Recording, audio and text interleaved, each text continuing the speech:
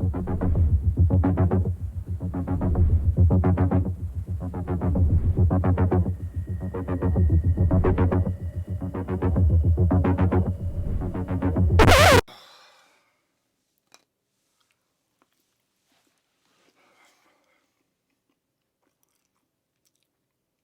freaking love donuts.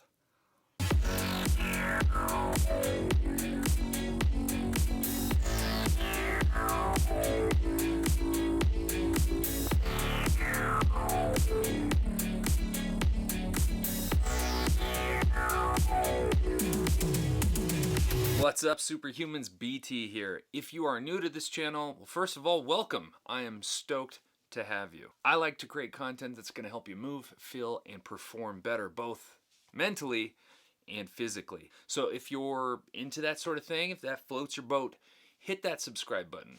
Man, you guys keep hounding me for a video on my creative process. So today, I'm going to share with you a video on my gear, my apps, and some of the techniques I use in my creative process, all to help you enjoy that creativity a little bit more and to make better content here in 2020, especially you beginners.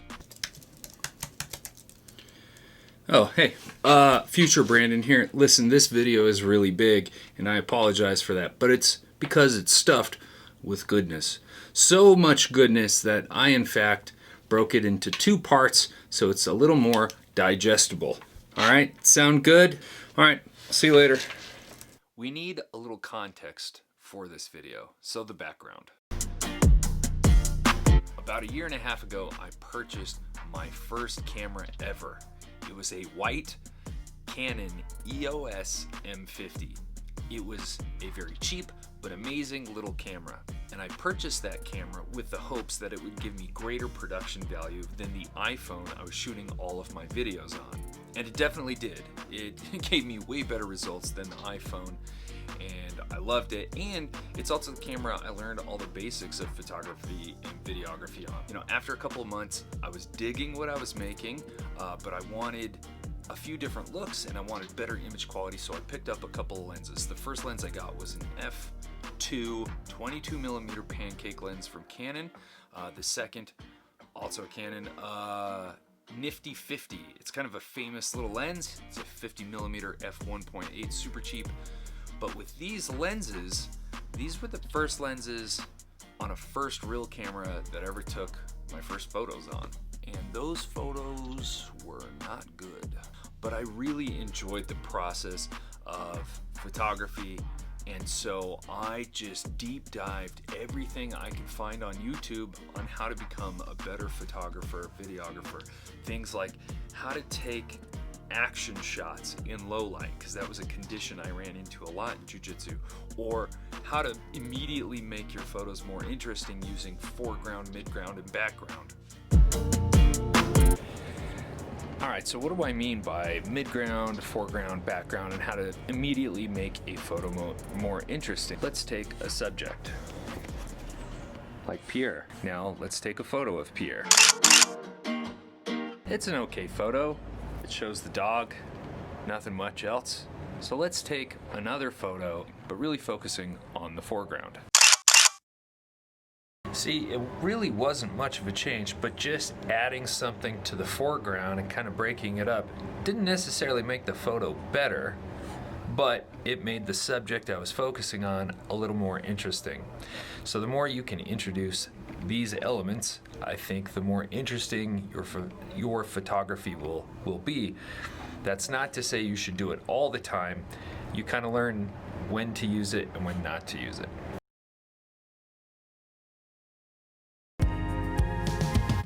After a couple of months, I saw a noticeable increase in my ability and my skill and my competency behind the camera.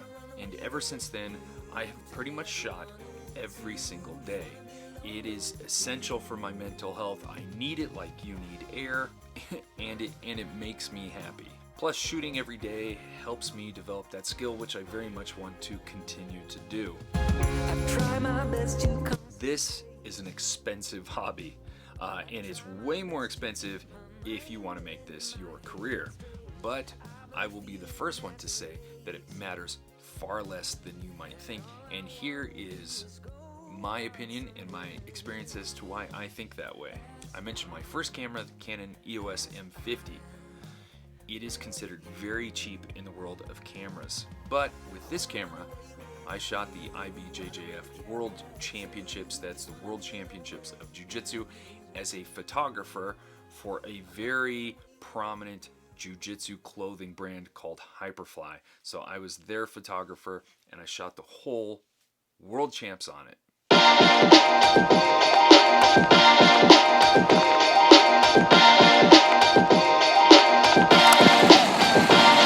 And from there, I got to shoot the most prestigious jiu-jitsu tournament in the world, the Olympics of Jiu-Jitsu, the ADCC.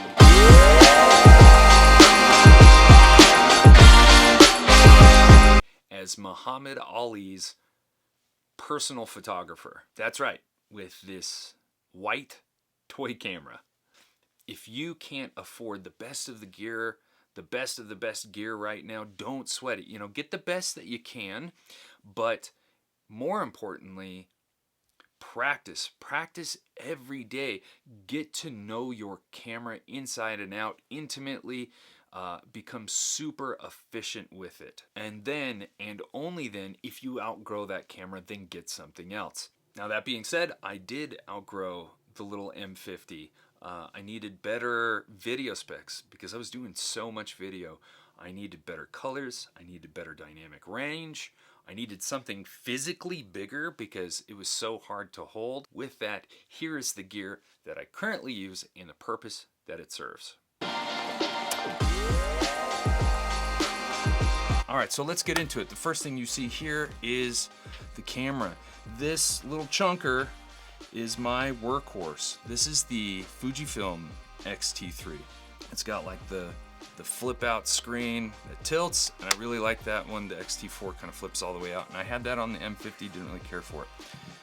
Now this camera, for my needs as a hybrid shooter, meaning photography and video, does so much. Honestly, for the price, because they just dropped this $500. You can now get this camera for $1,000, which is nuts. Because the specs that it has, the features for both photography and video are mind-blowing. 4K 60, that just means you can shoot at 4K at 60 frames a second. There's not too many cameras out there that are doing that, especially for $1,000. You can have HDMI running to it, you can power it, use an external power brick using USB-C. It has 2 card slots.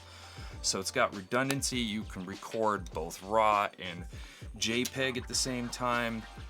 It does it all. But why do I have this camera? Why do I love this camera? Because I freaking love this camera. One, it's hard to explain, but other Fuji shooters get it. When you shoot with it, it makes you happy. It just makes you want to shoot with it more. It's got its own feel with these tactile knobs, and I just love it. I love the sound of it. I love the feel of it when I shoot. And the other big thing is the colors. The colors that come out of this camera are ridiculous. One of the first shoots I ever had was for my buddy Marcus. It was his wedding, and I took a photo of his son Arlo in a barber shop, and just no edit at all, straight out of camera. The colors just blew me away. So it's just amazing. All right, also important for me is this battery grip. All right, so this is an aftermarket part that you put on it.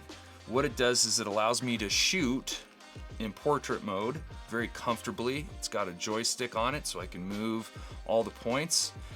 Really important for me as a photographer. Second thing is it makes the camera bigger, which makes, for me, because I have big hands, makes this camera much more comfortable to use. Like the X-T30, it's so small, it's like this big, that it's really hard for me to hold. So it makes the camera much more comfortable, and I prefer to shoot with this on. Lastly, it gives me 2 more batteries. So I've got 3 batteries in this thing. I can easily shoot a day or 2 with this. I freaking love this camera, and that's why I bought a second one. You're like, you bought a second one? So yeah, the camera that's filming me, that guy right there, that's the X-T3. This is an X-T3, and then the little brother, the X-T30, is doing the top down. If you don't have a camera, oh my gosh, I can't recommend an X-T3 enough. You might not like it, but chances are you're gonna freaking love it, and it's absolutely amazing. All right, why don't we talk quickly about the lenses? I have 5 of them. 3 of them are really good for photos. They're primes, which means they only shoot at that focal length. And then I have 2 zooms, and they're for video. And I use that one, which is the Fujifilm 16-55. It's their red badge. It's my favorite lens by far. It's an absolute beast. It's amazing for video. So it shoots all the way from a 16mm perspective, which is pretty wide, all the way up to 55. In full frame, that's like a 24-70. This one up here is a kit lens, and kit lenses are the lenses that usually come with camera, and they usually suck. This is like the greatest kit lens ever made. It's the 18-55, 2.8-4. It's the aperture range, and it's got optical image stabilization. So for vlogging, this is without OIS on.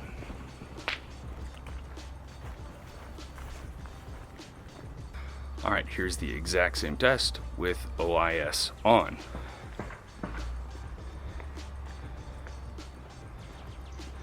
These 3 are all primes. Again, that means they just shoot at one focal length. Fujifilms, maybe the only knock you can hit them with right now is the lack of lenses from third parties. So when you're buying a Fujifilm lens, like this lens right here that's filming, that's a $1,200 lens. That's a lot of money, worth every penny, but a lot of money. These are Viltrox lenses. So far, they're the only third-party company making lenses, and they're a third the cost of the Fujifilms, and they're awesome. So this is the 23, the 33, and the 85. I use them mostly for photography. I mostly walk around with the 23 and the 85 in my little Peak Design bag when I want to shoot. Most of the photos you see me taking are probably with those 2 lenses. How are we doing so far? Sticking with me? Great. Maybe even more important than the camera is the lighting. You can completely change a video with lighting. So invest into good lights. I didn't for a long time, and my videos didn't look that great. I kept investing into the camera, and I'm like, man, why can't I get that look that I see on YouTube and so many of these creators using? My buddy Ben, who's way smarter than me, was like, your lighting kind of blows. So I got a Godox SL60, which is a budget lens, but still a very good lens, and just barely I upgraded to the Godox VL150. I wanted a light that was battery powered, that way I could move it around. Because if you go for a photo shoot or a video where you can't just like plug into a wall nearby, you're kind of screwed. But also I have some really cool RGBs. The first one is the Godox MC. So I have 2 of these things, and these are kind of those lights that you see when I did the intro, where I'm sitting on the couch and you can see a blue section and an orange section. So these are my little MCs. I love these things. Shot the Theragun versus the Hypervolt. I used this one, and this is a much beefier version of that MC. So it's just more output.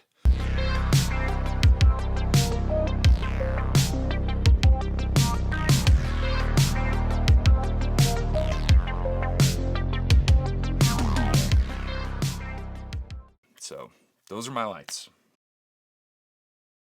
On this camera, it's got a screen, right? And I was telling you that some cameras flip over, but this one doesn't, so I can't see myself. I use a monitor, which is that thing right there, which helps me see what I'm filming. It helps like frame everything way better. Monitors are so nice when it comes to filming. They're a bigger screen. They've got a bunch of features that help you get exposure right, framing right, so forth. I have one for that, and then I need one for the top-down view to make sure things are centered. Like, here's the center marker, and I know that because there's my other monitor on the side of the table. One really important aspect, if I could give you a tip to make your videos like instantly better, is to add motion. And you've seen some of my videos, something's pushing in, maybe pulling back, maybe panning to the side or circling around. That's what I use the slider for. My main slider is the Mojo SlidePod E. It's a budget monopod slider. I've had a track slider before, but the Mojo is again faster, easier to set up, and because it doesn't have a track, you can get some really cool angles with it. The other one that I have is actually this little guy. You saw me using this thing earlier to get some of that B-roll intro footage. So that thing's pretty dope. One of the more recent additions is this little drone, the DJI Mavic Mini. I went with the Mini because it was the cheapest. I didn't have a lot of money, but it's also really, really tiny. Look at this thing. It fits in the palm of my hand. It's smaller than an iPhone. Plus it shoots really good looking video. So all the cool aerial stuff you'll see me do with the drone. And that's why I got it, was to do all the cool aerial, you know, movement shots.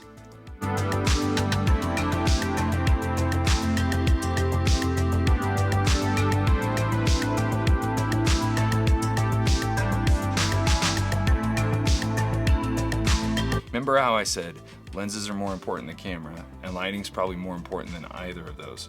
Well, probably the most important thing, and you wouldn't think of it, is audio. People will listen to poor, or people will watch a video with poor video quality if it has excellent audio, more than they will really excellent video with poor audio quality. So investing into a good mic is super important.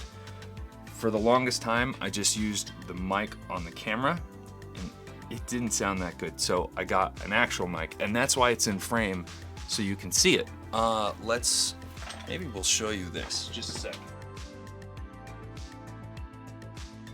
Arm, and then normally that mic, when I do the stuff that's in front of the couch, that mic is just connected directly to the camera because I'm so close. But now that I'm a little farther away, I want that mic a little closer to my mouth so it gets better audio. So I've got a Magic Arm, and then it's attached to a Rode Wireless Go, which is a wireless transmitter. Those things are awesome.